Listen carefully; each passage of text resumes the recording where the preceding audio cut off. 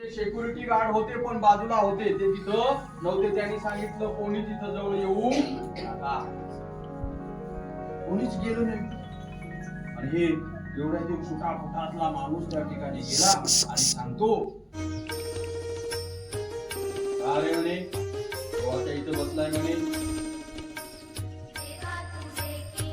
मी बुवा एवढा मोठा स्टँडर्ड माणूस आहे, मला सगळे लोक ओळखत आहेत, आणि तू म्हणे काय एकदम साधे ऐकण्यामध्ये इथे बसलेला आहे. मला नमस्कार करायला पाहिजे, माझ्याशी बोलायला पाहिजे. पण ते एकदम निश्चिंत ध्यानावस्थ बसले होते.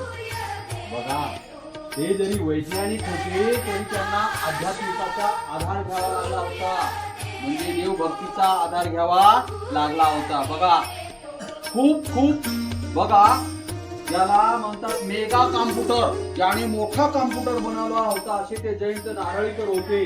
त्या ठिकाणी साध्या वेशात होते, त्या ठिकाणी ते भगवंताचं ध्यानस्थ एकदम मस्त बसलेले होते.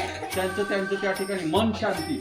मनाला जेव्हा शांती मिळवायची असेल ना, तर तुम्हाला एखाद्या देवदर्शनाला जावं लागतं, एखादी तुम्हाला पूजा करावी लागते. घरचे बघा, अरे घरात काही शांतताच नाही म्हणे, चला ही पूजा करून टाकू.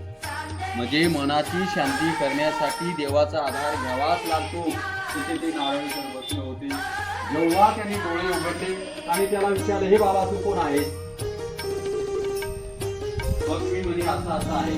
आणि मग जेव्हा दुसरे नारळीकरांचे ते सिक्युरिटी वगैरे जसे आले, ते सांगतात, राव साहेब तुम्ही यांना ओळखता का? नाही म्हणे.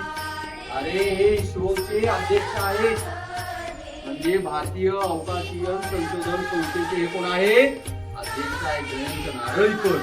आणि मग त्याला इतका पश्चाताप झाला. अरे बापरे, आपल्या भारत देशाचा जो प्रमुख आहे अवकाशीय संशोधन संस्थेचा, त्याच्यासमोर मी काय वाईट कृत्य केलं, त्याला पश्चाताप झाला. त्यांनी मग लगेच त्याच्या पाय धरले. तर सांगायचं असंच